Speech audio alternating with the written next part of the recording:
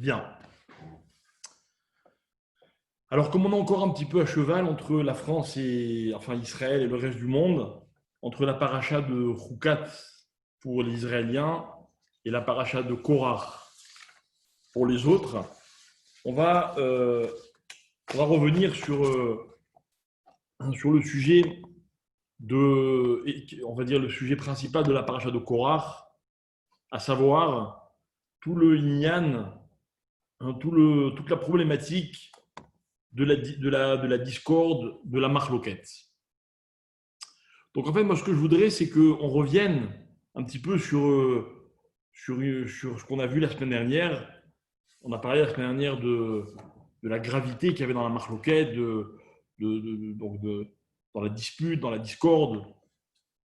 Et je voudrais encore une fois revenir sur cette idée pour expliquer comment dans la conception et dans la constitution du monde, Akadosh Baruch Hu a créé, on va dire, des règles, des systèmes, et comment un homme il peut être dans le système ou alors hors du système.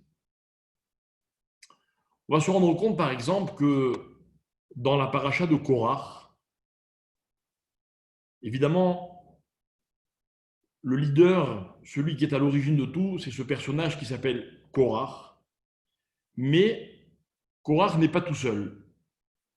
Et la Torah insiste sur le fait que Korah est accompagné d'une troupe, Korah Vechol Adato, et la Torah précise, mais il y avait également deux personnes qui s'appellent Datan et Aviram. Datan et Aviram vont jouer un rôle clé, et ce rôle clé, tout d'abord, c'est de se mêler, de s'associer à la dispute, à la discussion. Je vais raconter une petite histoire, une histoire que je trouve très significative. On raconte que pendant la Première Guerre mondiale, il y avait à Jérusalem un homme qui, malheureusement, comme beaucoup d'autres, était frappé par la pauvreté et la famine. Et voilà que le temps avance et cet homme, pour nourrir sa famille, dépense toutes ses économies et tout ce qu'il avait pu mettre de côté. Et voilà qu'un beau jour, il ne reste à cet homme vraiment qu'une seule pièce. Cet homme avait des réserves, on va dire, et ces réserves se sont épuisées, sauf la dernière des pièces qu'il avait pu mettre de côté. C'était une petite pièce en or. Elle avait donc une valeur certaine. Et voilà que cet homme, pendant plusieurs jours, fait tout pour ne pas dépenser cette pièce. Et malheureusement, la situation fait qu'il n'y a plus rien à manger à la maison et il est obligé de s'en servir pour aller faire des commissions. Voilà notre homme qui se dirige vers son petit tiroir dans lequel il rangeait son argent, dans lequel il rangeait cette pièce. Il ne restait plus que celle-là. Il ouvre son tiroir et, stupéfaction, il ne trouve pas la pièce. Il a beau chercher, impossible de trouver la pièce. Évidemment, il est pris de panique, il se demande comment il va pouvoir nourrir sa famille. Il retourne toute la maison, il cherche partout. Et voilà que tout d'un coup, son fils, un petit garçon, rentre dans la maison avec une magnifique friandise. Un truc qu'il n'avait pas l'habitude lui-même d'acheter à ses enfants. Et l'enfant, tout content, rentre et montre à son père, il dit: regarde papa ce que j'ai acheté. Donc évidemment, le père demande à son fils: mais avec quoi? Comment tu t'es payé une chose pareille?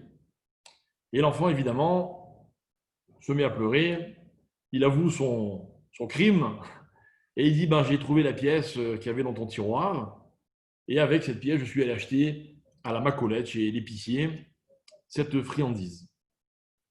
Ni une ni deux, le père court, il arrive à l'épicerie, il aborde l'épicier en lui disant: je t'en supplie, rends-moi la pièce que mon fils t'a donnée. j'en ai absolument besoin, c'est tout ce qui me reste pour nourrir ma famille. Reprends la friandise et s'il te plaît, rends-moi ma pièce. Compréhensif, l'épicier lui dit, ok, il n'y a pas de problème. Et il lui rend sa pièce. Mais voilà qu'en restituant cette pièce, évidemment, il y a un quiproquo. Quel quiproquo? L'épicier lui rend une pièce en cuivre. Donc évidemment, une pièce de valeur beaucoup moins grande que celle qu'il espérait récupérer. Alors notre homme lui dit, mais enfin, c'est pas cette pièce, c'était une pièce en or. Et l'autre lui dit, mais pas du tout, ton fils m'a donné cette pièce-là contre la friandise que je lui ai vendue. Non, c'était une pièce en or, non, c'était celle-là. Évidemment, tout de suite, le ton monte et il n'y a pas de solution. Alors on décide d'aller voir le Rav de la ville. Le Rav, qui était Dayan, un juge rabbinique, se saisit du dossier et commence son enquête. Il interroge chacun des deux parties, puis pour dire au bout d'un moment, j'ai besoin d'entendre l'enfant. On convoque l'enfant, l'enfant arrive et le Rav le prend entre quatre yeux et lui dit, dis-moi, quelle pièce tu as donnée, qu'a pris dans le tiroir de ton papa? Et le Rav lui sort deux pièces. Une pièce en or et une pièce en cuivre. Sans hésiter, l'enfant montre la pièce en or. Alors, le Rav dit à l'épicier, il dit, écoute, toutes les preuves sont contre toi. L'impression que j'ai, c'est que cet enfant t'a bien donné une pièce en or. Donc, si jamais tu veux prouver ton innocence, il va falloir que tu utilises cette fameuse procédure qui consiste à jurer. Si tu jures que tu as bien reçu une pièce en cuivre, alors je pourrais te croire. Mais sinon, je ne peux pas te croire. Alors, voilà notre homme dépité qui dit, écoutez, je vous assure que je dis la vérité, mais mon père a toujours tenu et nous a toujours enseigné de ne jamais jurer. Pour lui, c'était très important, parce que jurer dans un bed-din, ça veut dire prononcer le nom de Dieu. Et même si j'ai raison, même si on a raison, c'est une chose qu'il vaut mieux éviter de faire, que l'on réserve que pour des situations qui sont vraiment extrêmes. Alors on leur avait dit, écoute, je comprends, mais c'est ou ça ou ça. Ou tu me jures que tu as bien reçu cette pièce en or, en cuivre, pardon, ou alors tu vas être obligé de rembourser la valeur de la pièce en or. Et donc notre homme est condamné à payer. Évidemment, on va étaler les paiements parce que lui-même n'a pas beaucoup de moyens. C'est un effort, c'est un énorme sacrifice que cet homme fait, mais il va payer jusqu'au dernier sou. Et puis l'histoire est oubliée. Malheureusement, sa réputation en a pâti. Et voilà que bien des années plus tard, la guerre est terminée, les choses semblent être rentrées dans l'ordre. Et voilà que un beau jour, chez cet homme, ce père, ce fameux pauvre, on tape à la porte. Il entend frapper à la porte, il ouvre et il voit devant lui un monsieur, ma foi, qui avait l'air respectable. Il dit, oui, que puis-je pour toi? Et ce dernier lui dit, je suis venu rembourser ma dette. Il dit, ah bon, de quoi tu parles? Quelle dette? Et il dit, voilà, il y a très longtemps, je t'ai emprunté une pièce en or. Il dit, mais quelle pièce en or tu m'as emprunté? Il dit, voilà, un jour, je marchais dans la rue et j'ai vu un enfant se promener avec une pièce en or.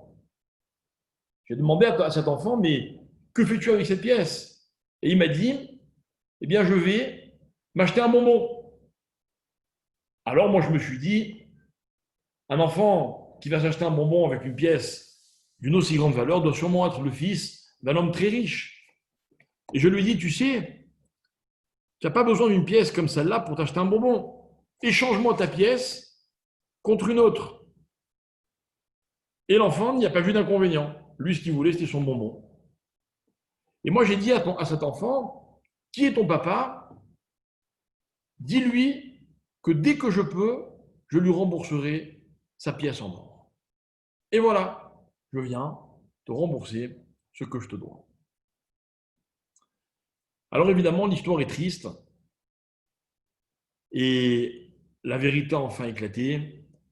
Sans doute que le papa a remboursé à l'épicier ce qu'il lui avait payé alors qu'il ne lui devait pas. Mais le Rav qui a raconté cette histoire s'appelle le Rav Shalom Shvadron, qui est très connu, qui était très connu, et qui faisait des magnifiques drachot, des magnifiques discours, toujours avec beaucoup de contenu et de leçons. Et le Rav a conclu de la façon suivante. Il a dit, en fait, dans cette histoire, beaucoup de gens sont en tort. Évidemment l'enfant, mais l'enfant, c'est un enfant. On ne peut pas trop l'en vouloir.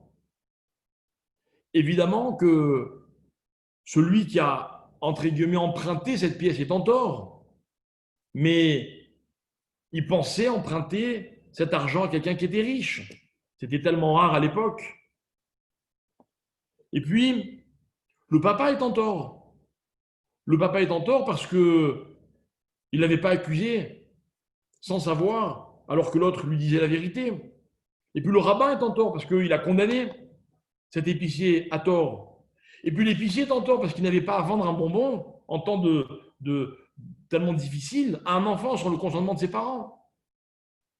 Alors disait le Rav, ce qui fait de la peine, c'est que quelque part, si jamais cette histoire doit entraîner, on va dire, une punition, une sentence, eh bien, tout le monde, tout le monde est coupable.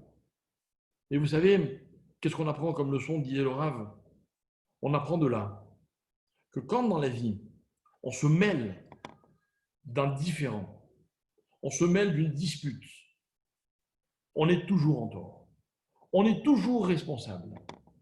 Parce que finalement, la seule attitude, quand il y a marloquette, quand il y a débat, affrontement, la seule attitude valable, c'est de ne pas se mêler. Et alors là, tous ces hommes, et ils avaient peut-être raison de le faire, mais ils ont été mêlés à cette dispute. Donc, eh bien, ils sont responsables et ils devront en tirer la leçon et les conclusions. Voilà, mes chers amis, ce que je voudrais dire d'abord, vous voyez, avec des mots très simples, c'est qu'il faudrait être capable de ne pas se mêler, de ne pas se mêler des disputes. Mais la dispute, c'est quoi? On va essayer de comprendre où, dans la Torah, on fait mention de l'origine de ce qui s'appelle la dispute. On a parlé la semaine dernière des astres, on a parlé de tout le fonctionnement du monde. Cette semaine, avec votre permission, je voudrais, excusez-moi, je voudrais revenir sur ce que les Chachamim appellent l'origine de la marloquette dans la création du monde. Tout d'abord, rappelez-vous que Korach, Datan et Aviram, racontent les Chachamim,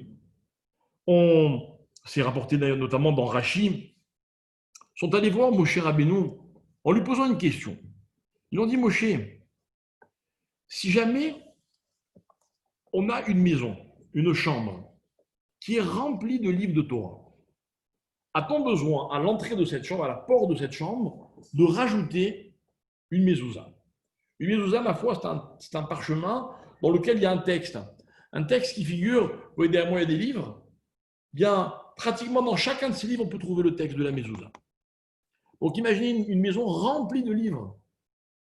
Quelle nécessité y a-t-il à rajouter encore une fois ce texte sur une mezouza? Par ailleurs, demande-t-il, il est écrit dans la Torah que lorsqu'on met un vêtement, il faut mettre des fils aux quatre coins qu'on appelle le tzitzit. Et ces fils seront au nombre de 4 repliés en deux, et un de ces fils doit être bleu azur, Techelet. Mais demande-t-il, si tout l'habit est Techelet, il est bleu azur, ai-je besoin de rajouter un fil supplémentaire? Question logique, ok, qui pourrait ne même pas faire débat. C'est vrai. La nécessité existe telle quand tout le sujet dont on parle est empreint de ce que nous, on veut rajouter. Finalement, une mezouza, c'est quelque chose qu'on rajoute. Mais si toute la maison est mezouza, pourquoi rajouter une mezouza? Pourquoi rajouter un fil bleu si tout le talit est bleu? Ça, c'est leur question. On va y revenir dans un instant. On va essayer de comprendre quel est le fond de leur question. Alors, je vous disais tout à l'heure que dans la Torah, l'origine de la marloquette, de la discussion, de la discorde, se trouve dans le deuxième jour de la création. Il est dit Vayomer Elokim Yeirakia Betoch Hamaim, Vihim Mavdil Ben Maim Lemaim. Donc, apparemment, l'eau, le ciel, Rakia, sont mélangés et Dieu va créer une séparation entre les eaux et les eaux. Alors, dit la Torah, Vayas Elokim et Rakia, il a fait le ciel, le firmament, il a séparé entre les eaux qui étaient en dessous du rakia et les eaux qui étaient au-dessus du rakia. Vous connaissez la suite? C'est le seul jour de la création dans lequel il n'est pas dit Vayar Elohim Kitov et Dieu a vu que c'était bien. Mais si on poursuit, dans le troisième jour de la création, il va être dit et Hachem a dit que les eaux qui sont sous le ciel soient rassemblées en un seul endroit pour que émerge la terre sèche. Alors Dieu a appelé la terre sèche, les continents Eretz, et il a appelé ce rassemblement des eaux Yamim, mer. Vayar Elohim Kitov, il a vu que c'était bien. Et puis, la Torah continue à me raconter la création de la verdure, des fruits, etc. Et de nouveau, on va dire Vayar Elohim Kitov. Donc, le Tov, le bien, n'a pas été mentionné le deuxième jour. Il a été mentionné 2 fois le troisième jour. Une fois, la deuxième pour ce qui a été créé le troisième jour. Et la première fois que dans le troisième jour, on me dit Tov, ça vient qualifier ce qui a terminé d'être créé le troisième jour, mais qui avait été entamé le deuxième jour. Donc, récapitulons. Le deuxième jour, Dieu crée une séparation, on dit pas Tov. Le troisième jour, cette séparation donne la possibilité au continent d'exister, alors on dira Tov. Et pourquoi n'avons-nous pas dit Tov le deuxième jour? Si Dieu a séparé, dans ma foi, la séparation, c'était la volonté de Dieu. Donc pourquoi on dit pas Tov? Réponse des Chachamim, étant donné qu'il y a eu séparation, on ne peut pas dire Tov. On ne peut pas dire Tov. Et là, mes chers amis, on apprend quelque chose. On apprend quelle est, selon la Torah, la définition de Tov. Vous le savez, Tov, c'est le contraire de Ra. Tov, c'est le bien, Ra, c'est le mal. On ne va pas philosopher, mais évidemment, je pense que tout le monde peut comprendre que ce qui s'appelle Tov, pour qu'une chose soit qualifiée de Tov, il faut évidemment toujours comprendre le contexte dans lequel les choses se situent. Une chose peut être Tov dans un contexte et pas Tov dans un autre contexte. Exemple, le troisième jour, le fait qu'on ait séparé les eaux d'en haut et les eaux d'en bas va permettre au continent d'exister, ça s'appelle Tov. Mais le deuxième jour, lorsqu'on a juste séparé les eaux d'en haut et les eaux d'en bas, ça ne s'appelle pas Tov. On n'est pas encore dans le contexte qui permet à cette création d'être qualifiée de Tov. Voilà la différence. Donc Tov, c'est un contexte. Ce n'est que dans un contexte précis que les choses peuvent s'appeler Tov. Et donc, ce qu'on va essayer d'expliquer, mes chers amis, c'est que si le contexte va me permettre de définir ce qui est Tov et ce qui ne l'est pas, alors indéniablement, le Tov, le bien, c'est le résultat d'un chibour. Ça veut dire de la réunion de plusieurs éléments. La réunion de plusieurs éléments. On avait déjà expliqué dans nos cours à de nombreuses reprises, c'est un thème qui m'est assez cher, que lorsque Dieu crée le monde est Tov, il est même Tov Me'od, sauf une chose, Lotov Eyota Adam Levado. Dieu dira, ce n'est pas Tov que l'homme soit seul. Parce que pour être Tov, il faut réunir les éléments. C'est la conjonction de plusieurs choses qui permet d'arriver à cette dimension qui s'appelle Tov. Prenons un exemple. Le premier jour de la création, Dieu crée la lumière. Mais en créant la lumière, Dieu sépare la lumière de l'obscurité. Vayar Elohim et Haor ki Tov. D'abord, Dieu crée la lumière et il voit que la lumière est Tov. Après, il sépare la lumière et l'obscurité. D'abord, on voit que le Tov, il est avant la séparation. Mais la séparation ne va pas dégrader ce qui était Tov. Pourquoi? Parce qu'au contraire, la séparation de la lumière et de l'obscurité permet à la lumière d'être Tov. Donc, c'est ce qu'on appelle la relativité. Un élément est Tov par rapport à une situation, c'est-à-dire par rapport à un autre élément. Soit parce que les deux éléments ensemble créent une dimension, une réalité qui s'appelle Tov, soit dans le cas de la lumière parce qu'elle est séparée de l'obscurité qu'elle s'appelle Tov. Alors regardons bien ce qui se passe. Le premier jour de la création s'appelle Yom Echad. Echad, ça veut dire un. Comme il est écrit, Hachem Elokeinu, Hachem Echad. Dieu, il est Echad, il est un. Je n'ai pas besoin de vous rappeler que quand on dit que Hachem, il est Echad, ce n'est pas pour me rappeler, pas pour me dire qu'il n'y en a pas un deuxième. On sait qu'il n'y en a pas de deuxième. Il est Echad parce qu'il est unique. Voilà ce que c'est Echad. Le deuxième jour, il s'appelle Sheni. Sheni, ça veut dire deuxième. Le troisième jour, Shlishi, troisième. Alors tout le monde demande pourquoi si ceux qui suivent le premier s'appellent Sheni, Shlishi, Revi'i, pourquoi le premier ne s'appelle pas Rishon? On n'aurait pas dû dire jour 1, on aurait dû dire jour premier, puisque les autres vont être le second, le troisième et ainsi de suite. Donc le 1 aurait dû être premier, non pas 1. On apprend de là une chose, c'est que lorsque Dieu a créé le monde, il l'a d'abord créé dans une dimension qui n'appelle pas de second jour.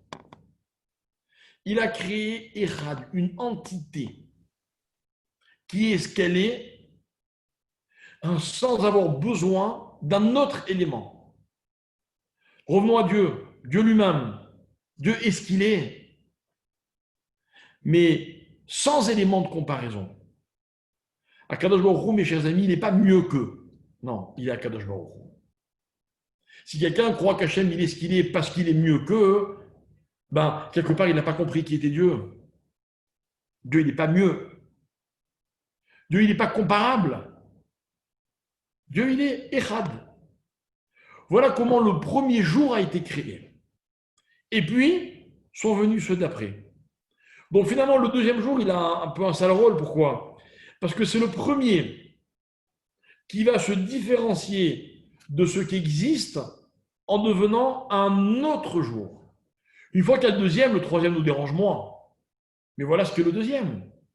Il est cet autre jour. Il vient changer la réalité des choses parce que il s'appelle l'autre. En l'occurrence, l'autre, dans son cas, lui, c'est le deuxième. Donc voilà, mes chers amis, je voulais qu'on comprenne qu'à ce titre-là, le deuxième jour ne pouvait pas être Tov. Ce qui va être créé le deuxième jour deviendra Tov le troisième, pas de problème. Mais le deux lui-même, il ne deviendra jamais Tov. Pourquoi? Parce que alors que les jours ne devaient être que des chiffres indépendants, lui va créer une nouvelle dimension. Il va créer un chiffre qui vient exister par rapport à un autre parce qu'il n'est pas cet autre-là. Le chéni, mes chers amis, c'est celui qui existe parce qu'il n'est pas le rishon. Après, les autres aussi ne sont pas le rishon, mais il y en avait déjà un autre qui n'était pas rishon. Pardon, qui n'était pas echad. Donc, on apprend cette chose-là du deuxième jour. Le deuxième jour d'Israël Chachamim, c'est le jour dans lequel a été créée la marloquette. Mais nous, on va voir, la marloquette, est-ce qu'elle est véritablement fatalement négative ou alors non? Ou alors est-ce que de la marloquette, il peut naître des choses qui peuvent être positives? Toujours est-il que dans la Torah, on est très avare de Tov. Il y a très peu de choses qui sont appelées Tov. Vous savez, par exemple, le jour de fête, dans la tradition, s'appelle Yom Tov. Mais dans la Torah, on ne l'appelle pas Tov. Comment appelle-t-on le jour de fête dans la Torah? Alors on l'appelle, par exemple, on l'appelle Regel, les Regalim. Regel, ça veut dire à pied. On l'appelle Moed. Moed, c'est quoi? Moed, en hébreu, Yaad, c'est une destination. C'est comme un aboutissement. Toutes les fêtes juives sont des commémorations d'événements qui ont été des moments dans lesquels on a abouti à quelque chose. Ils sont appelés Mikra et Kodesh. Mikra Kodesh. Kodesh, Kadosh. Quelque chose qui est un peu unique. Alors les Khamim vont nous expliquer que c'est parce que les jours de fête détiennent toutes ces valeurs qu'on vient d'expliquer, qui vont s'appeler Yom Tov, que les Khamim vont se permettre de les appeler Yom Tov. Voilà la définition de Tov. Tov, c'est quand on arrive à un aboutissement. Regel, ça nous permet d'y aller. Kodesh, Kodesh, c'est ce qui est sanctifié. C'est quoi la sanctification? Qu'est-ce qui s'appelle Kodesh dans la Torah, dans la vie en général? Kadosh, mes chers amis, c'est, comme on dit en français, ce qui est consacré. Consacré, c'est-à-dire séparé de ce qui ne l'est pas. La consécration, c'est quand une chose obtient une propriété, justement, dans l'exclusivité. Une synagogue est un endroit kadosh parce qu'on ne peut y faire que ce pourquoi elle a été prévue. On ne peut que prier. C'est d'ailleurs pour ça que les chachamim, les rabbanim d'aujourd'hui, appellent et rappellent sans arrêt que si malheureusement on a passé une période dans laquelle on ne pouvait pas rentrer dans les synagogues, prier dans les synagogues, maintenant que ça devient possible, eh bien, il est indispensable de resanctifier les synagogues, de ne faire rien d'autre que prier. C'est vrai que malheureusement, on a tendance à y bavarder un petit peu, enfin bref, vous m'avez compris quoi. Il faut faire attention. Faire attention, kadosh. Alors, toutes ces dimensions peuvent être qualifiées de tov. Tov. Parce que tov, c'est justement cet élément qui n'est pas par rapport, qui est relative dans son qualificatif, mais qui désigne quelque chose qui est un aboutissement positif. Un aboutissement positif. Si la Torah disait de l'homme que l'otov et yota adam levado, il n'est pas tov que l'homme soit seul, alors lorsque l'homme n'est plus seul et qu'il se marie, alors il devient tov. Pourquoi? Parce qu'il a enfin l'outil, l'élément, le conjoint, que ce soit un homme ou une femme, qui va lui permettre d'arriver à une destination. Donc, il va accéder à cette dimension qui s'appelle tov. Voilà. Maintenant, on a cité la semaine dernière le verset bien connu dans lequel on dit Osé Shalom Bimrumav. On a expliqué qu'en fait, le Shalom, il est dans le ciel. Akadosh Baruch Hu, lorsqu'il a créé le monde, dans le ciel, rappelez-vous, on a expliqué que le ciel, en hébreu, c'est Shamaïm. Shamaïm, c'est Sham au pluriel, donc les destinations. On a expliqué que les destinations, c'est justement quand tous les éléments trouvent leur harmonie parce qu'ensemble, ils ont un objectif. Un couple harmonieux, c'est un couple qui a un objectif. et qui est conscient qu'à deux, avec peut-être deux visions de la vie différentes, ne serait-ce d'abord qu'une masculine et une féminine, mais à deux, ils peuvent atteindre cette destination, pardon, cette dimension. Donc, voilà pourquoi ils vont s'appeler Tov. Excusez-moi. Donc, mes chers amis, voilà pourquoi, dans le ciel, on peut faire le shalom. Le shalom, c'est cette dimension dans laquelle les éléments qui ont trouvé leur harmonie, deviennent Tov. Pour nous, Tov, ça se traduit par shalom. En d'autres termes, si vous préférez, quand il y a le shalom entre deux éléments, alors ces deux éléments deviennent Tov. Pour qu'un couple soit Tov, il faut qu'il soit Bé-Shalom. Quand malheureusement, Dieu préserve, dans un couple, il n'y a pas de Shalom, alors il n'est pas question qu'il y ait du Tov. Alors, nous, on va expliquer pourquoi ce Osé Shalom Mimromav. Alors, pour cela, mes chers amis, je vais vous citer un texte, un très beau texte dans le Midrash, un texte que j'aime beaucoup, qui raconte ce qui s'est passé dans le ciel lorsque Dieu a décidé qu'il voulait créer l'homme. Vous vous rappelez que c'est l'histoire du 6e jour. Dieu parle et il dit Vayomer Elohim naase Adam. Dieu dit faisons un homme. Et les Rachamim m'expliquent c'est quoi naase Adam. Rashi va nous dire l'humilité de Dieu est visible parce que quand Dieu crée un homme, on a l'impression qu'il demande conseil. Il dit naase Adam. Faisons un homme. À qui Dieu parle? Dieu n'a besoin de personne pour créer.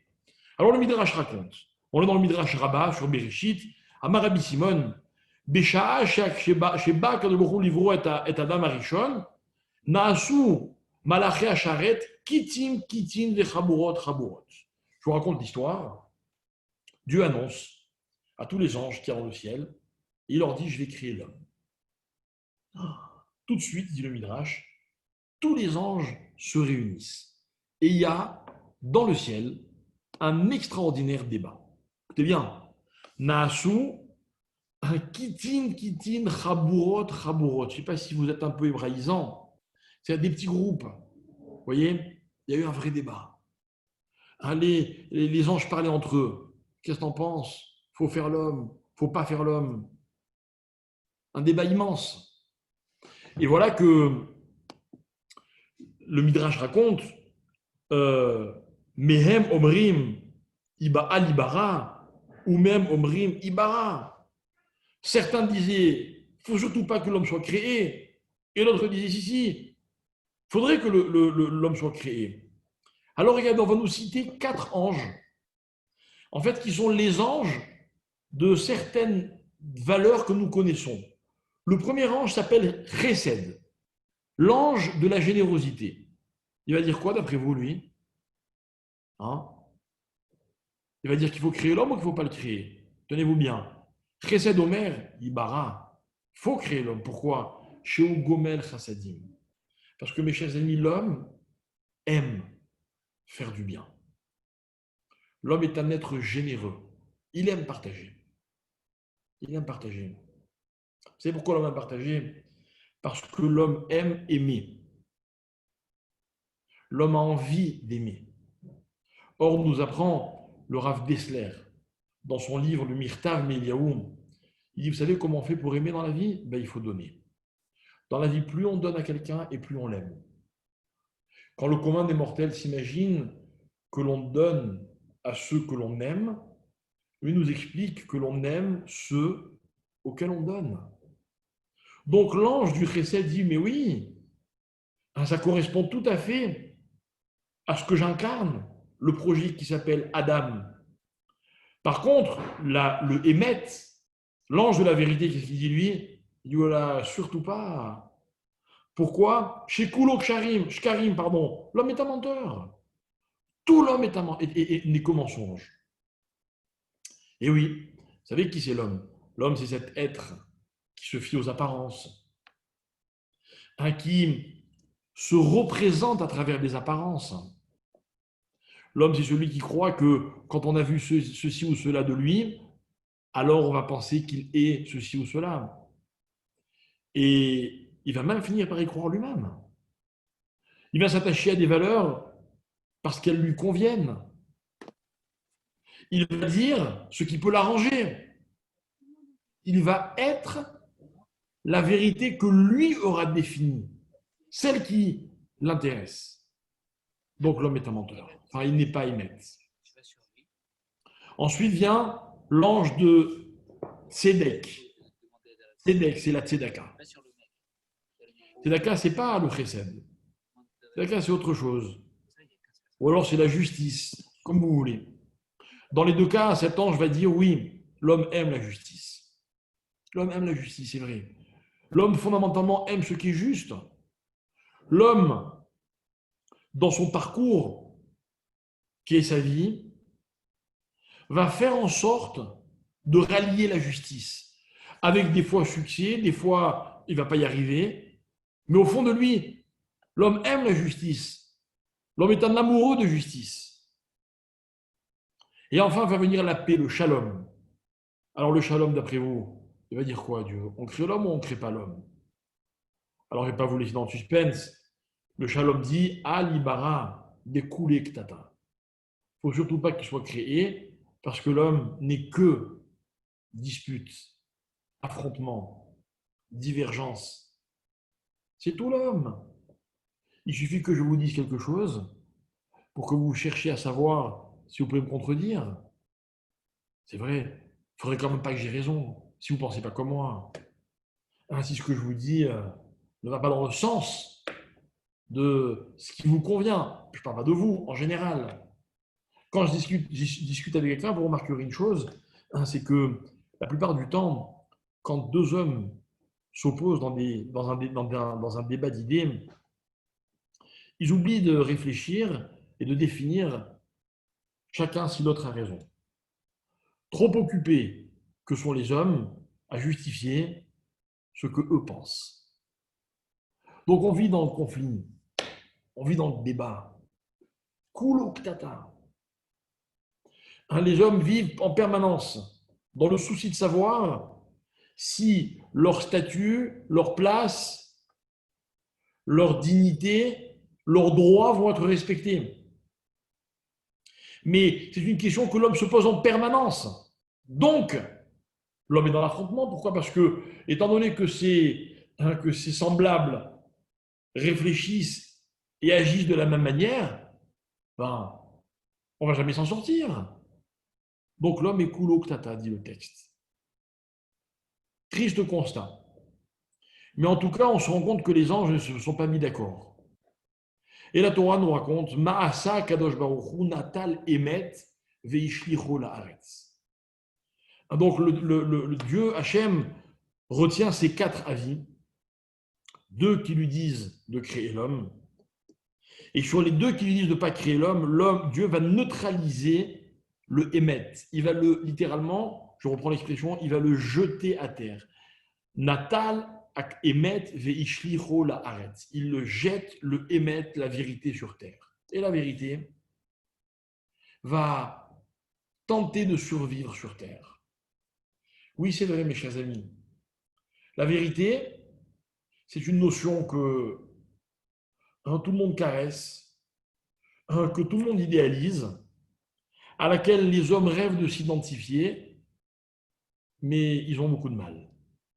Et en fait, l'histoire de la vérité sur Terre, c'est l'histoire de deux éléments qui passent leur temps à se chercher, puis à se trouver, puis à se perdre, puis à se chercher, et voilà. Et l'homme va être constamment en quête de vérité. C'est-à-dire qu'en fait, la vérité qui est en nous, elle est une recherche. Elle n'est qu'une recherche. Et il est impossible pour un homme de dire « j'ai trouvé la vérité ». Mais ce n'est pas grave, c'est le but du jeu. Voilà pourquoi Dieu a jeté la vérité sur terre. Le maître explique, selon un verset des Téhilim bien connu, je crois dans le psaume 55, si je ne me trompe pas, « Emet me eretz titzmach ». Ce qui veut dire, mais je ne crois pas que c'est 55, peu importe, la vérité va pousser de la terre. La terre est un endroit dans lequel ce qu'on plante pousse. Dieu a planté la vérité. Et la vérité va pousser, et comme tout ce qui pousse, ça pousse, puis ça disparaît, Puis en fonction des saisons, ça va, ça vient. C'est l'histoire de l'homme et de la vérité. Et vous noterez une chose, mes chers amis, c'est ce qui n'est pas écrit dans ce texte-là.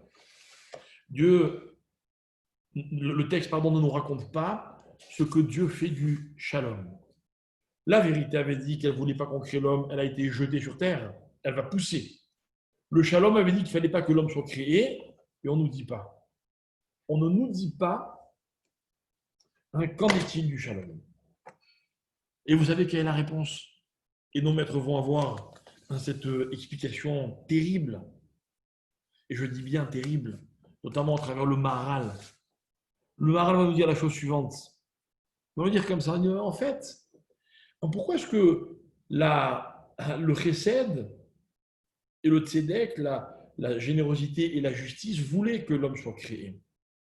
Parce que, mes chers amis, l'homme est un être qui passe son temps à se contredire. J'ai envie de dire à se désavouer. Vous et moi, au fond, on n'est pas si mauvais. Le seul problème, c'est qu'on manque de cohérence. On se trahit. On n'est pas toujours à la hauteur de ce qu'on aimerait être, de ce qu'on a été ou de ce qu'on va être. À un moment, je fais des choses extraordinaires, et puis celui d'après, je fais le contraire. C'est toute l'histoire de ma vie. Et de la vôtre aussi, même si je ne vois pas derrière vos écrans que vous avez soigneusement éteints. Mais je sais que vous vivez la même chose. Et vous savez, ce n'est pas si grave. Vous savez pourquoi? Parce que, écoutez bien, voilà ce que dit le Maharal. Le Maharal, il dit par exemple, quand quelqu'un est généreux, il a fait quelque chose, il a commis un acte de générosité, mais que dans la foulée, l'instant d'après, il est égoïste. L'égoïsme ne va pas annuler sa générosité. Voilà. Ça veut dire qu'un chesed n'est jamais annulé. Vous avez fait du bien, on ne pourra jamais vous l'enlever. Jamais. Jamais. Ça restera définitivement, éternellement. Pareil pour la justice ou pour la tzedaka. Peu importe le terme, comme on le lit dans le texte. Vous avez fait quelque chose de juste. Le lendemain, vous êtes injuste. On ne pourra pas vous qualifier de juste ou d'injuste. Mais ce que vous avez fait restera. Par contre, le émet, on est émet ou on n'est pas émet. On ne peut pas faire un peu de émet et faire un peu de contraire. Le émet, la vérité, n'a de sens que, encore une fois, dans la cohérence, dans la continuité. Un peu de sheker annule tout le émet. Et pour le shalom, c'est la même chose. Alors, une seconde, d'abord parlons du émet. Le émet, finalement, c'est cet élément avec lequel on va composer. On va être des fois émet et des fois pas émet. C'est l'histoire de la vie de l'homme sur Terre.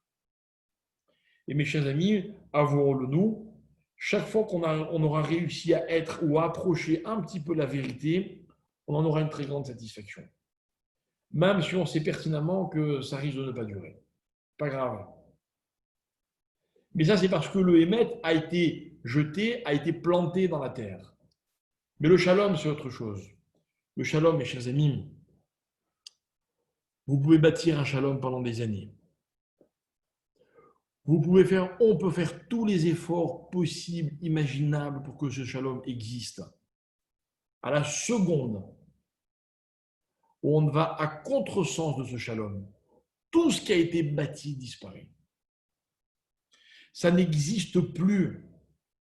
Le shalom, comme je viens de le dire, disparaît.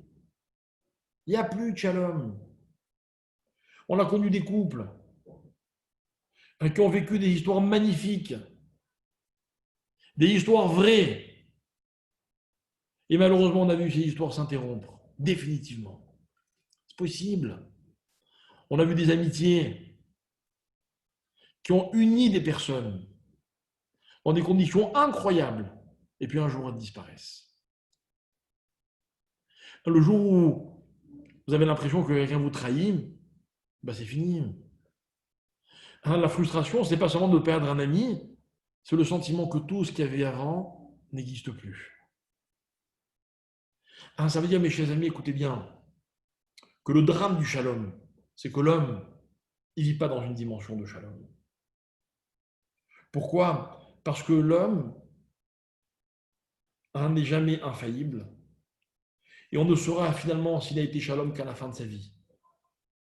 Qu'à la fin de sa vie.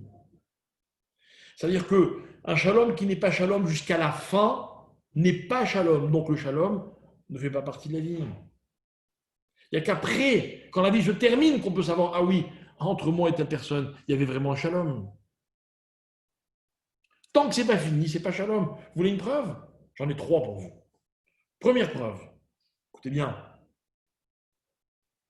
je vais vous citer les derniers mots du dernier traité de toute la Torah orale, de tout le Talmud. Le dernier mot, je vous le donne en 1000. Amar Rabbi Shimon ben Chalafta, 12e Mishnah du 3e chapitre de la Masechet Uktzin, dernier texte de la Torah orale. Lo matza kadosh baruch hu keli marzik bracha l'Israël ela ashalom. Dieu n'a pas trouvé d'autres récipients pouvant contenir la bracha pour Israël que le shalom. Comme il est dit, Hashem roz la moïten, Hashem yevarech et amo ba shalom. Dieu bénira son peuple dans le shalom. Il y a le shalom, il y a la bracha. Il n'y a pas le shalom, il n'y a pas la bracha. Et là-dessus, la Torah orale termine. C'est-à-dire que s'il y a le shalom à la fin, le dernier mot, alors on peut parler de shalom, sinon le shalom n'existe pas. Si vous avez fait toute la Torah écrite, orale, depuis la première Mishnah jusqu'à l'avant-dernier mot, mais ça ne se termine pas avec le mot shalom, le shalom n'existe plus. Il a été balayé. Deuxième preuve, Birkat Kohanim. Ça commence par Yevarechecha Hashem Veishmerecha. Au début, on nous bénit. Dieu nous bénit. Que Dieu te bénisse. Yevarechecha Hashem Veishmerecha. Yaher Hashem Panavelecha. Isa Hashem Panavelecha Veyasem Lecha. Quel est le dernier mot? Shalom. C'est-à-dire que tout ce que je te donne comme bracha n'a de sens, n'est possible que s'il y a le shalom. Mais le shalom, on ne saura qu'à la fin. Imaginez l'histoire d'un homme, toute sa vie il trime, toute sa vie il se bat, toute sa vie il construit. On ne sait pas ce qu'il a construit. Au dernier moment de sa vie, on peut dire lui, ça a été un homme de shalom. Tout d'un coup, tout ce qu'il a construit devient une bracha. Qu'est-ce que vous croyez? Vous savez, les hommes se retournent constamment tout au long de leur vie en se disant, qu'est-ce que j'ai bâti? Qu'est-ce que j'ai amassé? Qui je suis? Et mes chers amis, on sait qui on est au moment où ça se termine. Il ne faut pas être pressé dans la vie. Mais on sait comment ça se termine en fonction du shalom. Si à la fin de la vie, au dernier moment, le shalom existe encore. Et ma troisième preuve, c'est la prière qu'on dit 3 fois par jour, la Hamida. Il y a 19 bénédictions. La dernière bénédiction, c'est Sim Shalom Tovracha. On prie pour le shalom. Parce que vraiment, il faut prier pour le shalom. Si vous avez la chance d'avoir des amis, vous avez la chance d'avoir une famille, et que dans cette famille, avec ses amis, il y a du shalom, mais il faut prier, mes chers amis, pour que jamais ça s'arrête. C'est tellement contre nature que j'ai besoin de l'aide d'Hachem. Mais la Hamida, les rédacteurs de la Hamida, Anshe, Knesset Agdola, des gens de la Grande Assemblée, ont entendu la fin du texte de la Hamida pour parler du shalom. Ça ne sert à rien d'en parler avant. Ça ne sert à rien. Parce que si on commence par le shalom, rien n'a de sens. Les choses prennent leur sens quand elles terminent à travers le shalom. Parce que finalement, on se rend compte que le shalom, c'est la valeur suprême. Tellement suprême que,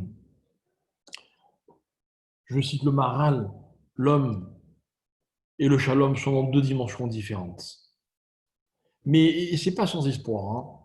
Je vais vous donner là aussi des petits exemples. Vous savez, il y a marqué dans la Torah qu'on a le droit d'effacer le nom de Dieu pour une seule raison. Une seule raison. On n'a pas le droit d'effacer le nom de Dieu, sauf dans la fameuse histoire de la Sota, qui est une histoire qui est très mal comprise, mais dans laquelle on apprend une chose extraordinaire. C'est qu'en fait, tout le but de cette démarche, c'est pour essayer de faire en sorte que le mari et la femme retrouvent le shalom. Mais pour que la Sota, cette procédure, puisse exister, il va falloir effacer le nom de Dieu. Et nos maîtres demandent, mais comment est-il possible qu'on efface le nom de Dieu? Et le Maharal va expliquer. Le Maharal de Prague va dire, mais enfin, Shalom, c'est l'un des noms de Dieu. Ainsi, ce qu'on veut, c'est que le couple retrouve le Shalom. On n'efface pas le nom de Dieu, on est en train de l'écrire. Alors on efface celui qui est écrit sur un parchemin pour le mieux le réécrire, en instaurant ce Shalom entre deux conjoints, entre un mari et sa femme. Ça veut dire que la véritable écriture du nom de Dieu, c'est quand les hommes sont Bé-Shalom. Mes chers amis, c'est la chose la plus difficile à atteindre, c'est le Shalom. Alors voilà, ce qu'on voulait nous dire dans l'histoire de Korach, qui va demander à Moshe, faut-il mettre une mezouza s'il n'y a que des livres de Torah dans une maison? Faut-il mettre un fil bleu, un tzitzit, un talit qui est tout bleu? En fait, c'est pas juste un débat idéologique. La question, elle est magnifique. Et la réponse, elle est encore plus belle. La question, c'est sur la nécessité.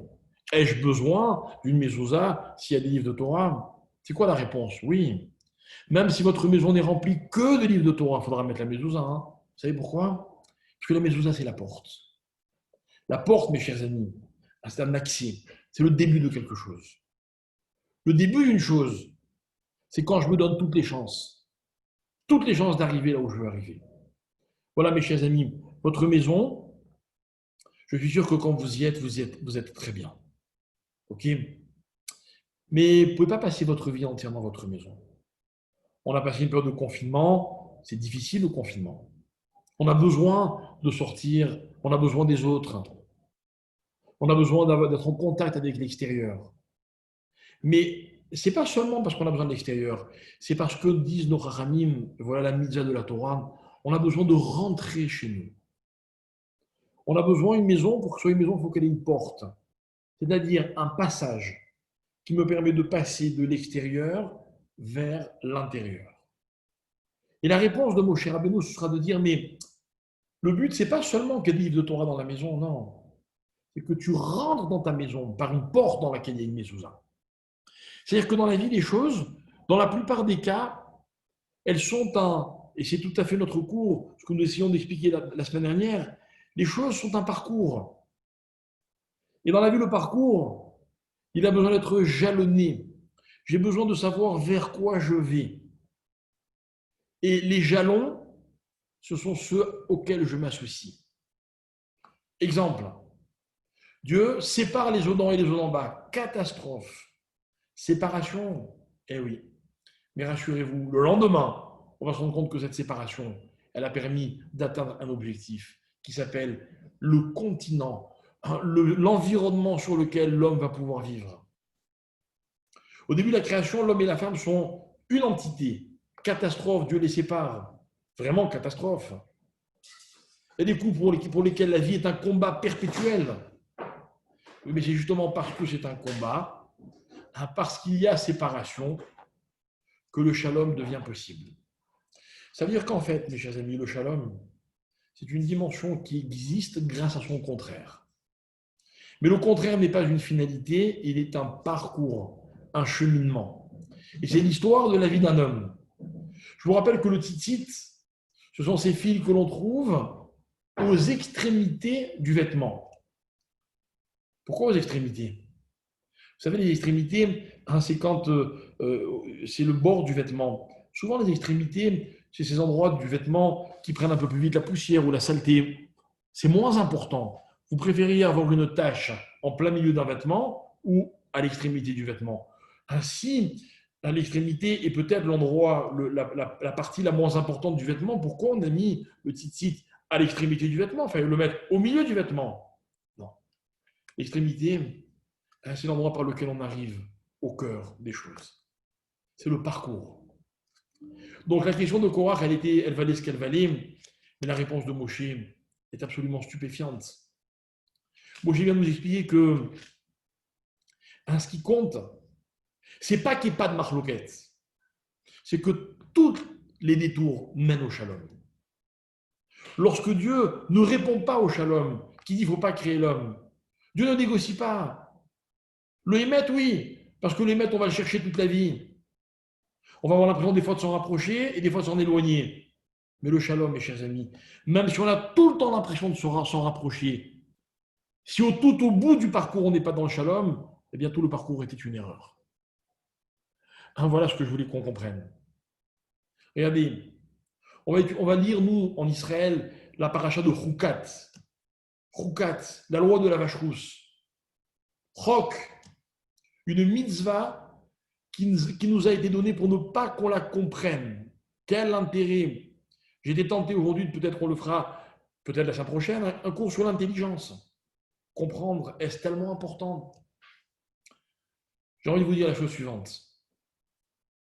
Ce que la Torah nous apprend dans l'histoire de la vache rousse, c'est l'importance de ne pas comprendre. Et voilà mon analyse. Comprendre, c'est ce qui permet de rapprocher les gens. C'est le parcours.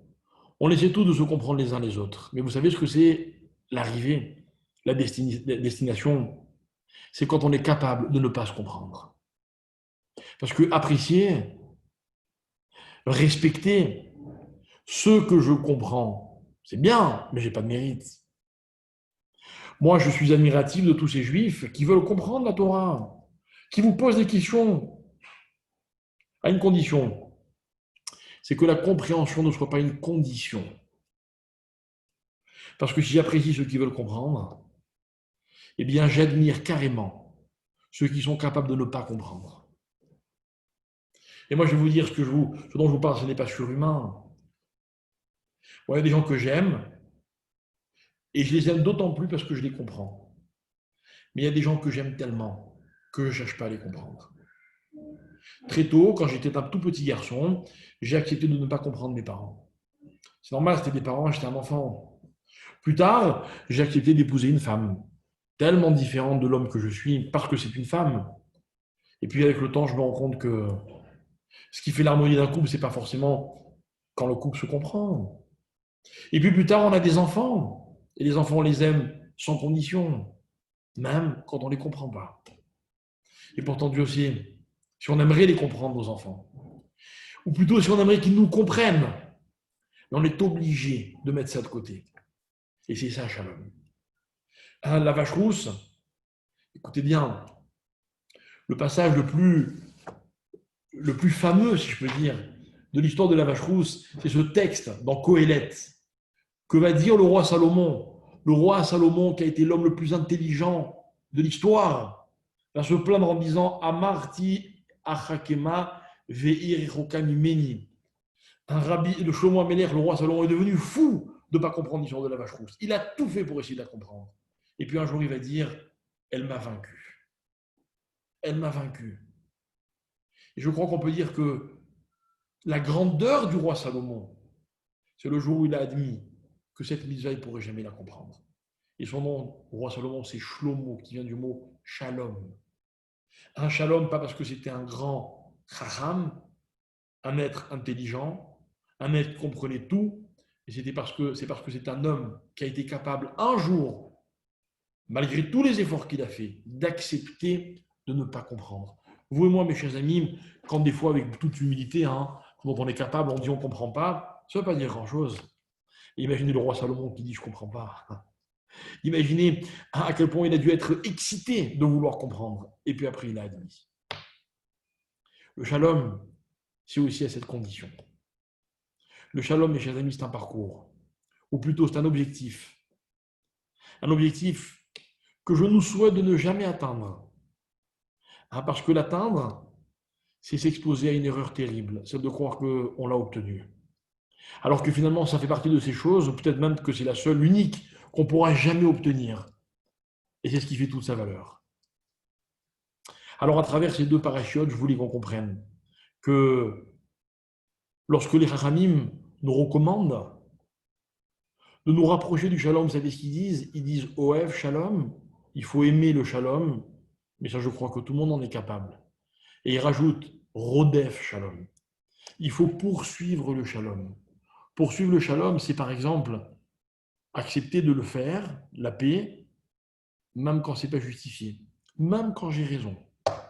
Combien de fois j'ai combattu parce que j'étais convaincu que j'étais dans mes droits. Et j'ai dit, mais là, c'est pas à moi de faire le shalom, c'est moi qui ai raison. Alors on vient de nous apprendre que non, quand j'ai raison, c'est facile de faire le shalom. Mais quand j'ai des raisons de ne pas le faire, alors là, c'est là que ça prend tout son sens. Et c'est là que cette chose a une véritable valeur. Et c'est là qu'elle devient cet objectif qui va me permettre de poursuivre ce parcours immense qui s'appelle le parcours du shalom.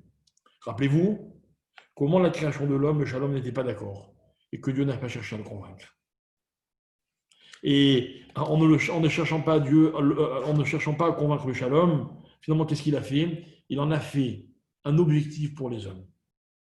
Et si la vie sur terre, comme on l'a expliqué la semaine dernière, c'est le moyen d'aller quelque part, et que dans le ciel, on arrive à tous les aboutissements qu'on peut imaginer, eh bien, rappelons-nous ce verset qu'on a cité tout à l'heure, Osé Shalom, Limrumav. C'est dans le ciel que les éléments s'accordent, que l'harmonie, finalement, est atteinte. Eh bien, nous devons espérer et toujours croire que cette harmonie, elle est possible à condition qu'on soit capable d'aller jusqu'au bout pour le shalom. Jusqu'au bout, ça veut dire ne jamais lâcher prise. Ne jamais lâcher prise jusqu'à la dernière seconde, jusqu'à notre dernier souffle. Comme vous et moi, on a décidé que ce sera, si Dieu veut, dans très longtemps.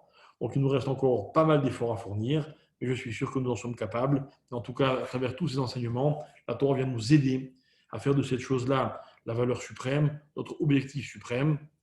Et on sait qu'on pourra l'atteindre parce que la Torah nous a dit que c'est comme ça que les choses devaient se terminer. Veyasem, lecha shalom, c'est le dernier mot de la bénédiction des Kohanim.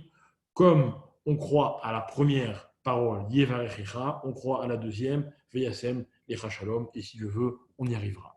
Merci beaucoup de votre attention et si Dieu veut, à la semaine prochaine. Je verrai avec Michael, qui est mon interlocuteur, pour savoir si on peut peut-être un peu déplacer l'heure du cours. En tout cas, personnellement, ça m'arrangerait beaucoup. Mais évidemment, on vous communiquera si jamais il y a des changements. En attendant, bonne fin de semaine et merci de votre attention. Merci Ravi. Avec plaisir, merci à vous. Rav, j'ai une question. Avec plaisir. Est-ce que je peux savoir comment elle s'appelait, la femme de On Ben Peletz? Là, comme ça, tu me prends au dépourvu, mais je pourrais te la chercher parce que je sais où chercher. Je sais que j'ai connu la réponse, mais malheureusement, là, en ce moment, je ne l'ai pas en tête. Ok, ça va, merci. D'accord? Donc, BNR, je te fais passer la réponse par Mickaël. Ok, ça va, merci beaucoup. Il y a des questions sur le coup ou c'était juste sur la haute belle Non, c'était clair, c'était clair. C'était parce que ça m'avait troublé. D'accord, je vais chercher et te trouver ça bien. Merci beaucoup. Voilà, mes amis, à bientôt. Merci beaucoup, Ravi. C'était magnifique. Merci, c'est gentil. Allez, Shavuot Tov. Et Chodesh Tov, vous me voir, puisque on est que des bonnes nouvelles. Amen, amen. Ciao. Très beaucoup, Merci. Bientôt. Ciao.